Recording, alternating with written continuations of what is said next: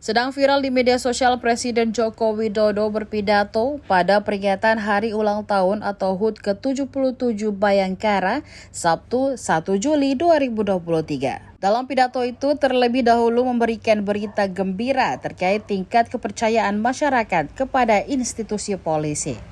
Menurut Jokowi, dirinya sebagai kepala negara sedang dengan tingkat kepercayaan masyarakat terhadap Polri naik dari 60% menjadi di atas 70%.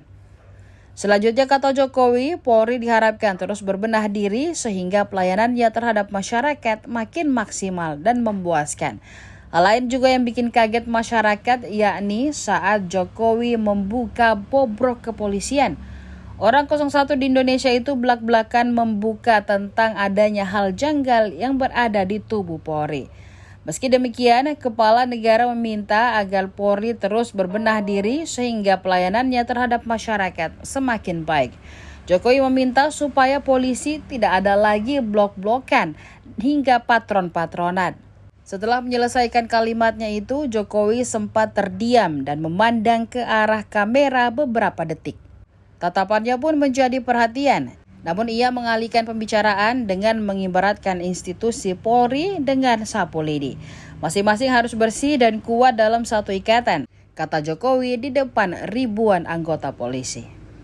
Tidak semakin ringan, masalah Kamtibmas harus dikawal ketat. Penanganan isu-isu harus dikawal cepat. Program prioritas nasional dan pembangunan ibu kota Nusantara harus dikawal secara serius. Kualitas layanan harus ditingkatkan.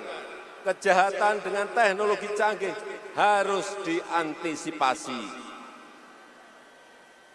Semua ini butuh kesigapan dan kecepatan. Butuh penguasaan teknologi dan inovasi. Butuh komunikasi publik yang baik. Keluarga Bayangkara yang saya banggakan, institusi Polri itu ibarat sapu lidi.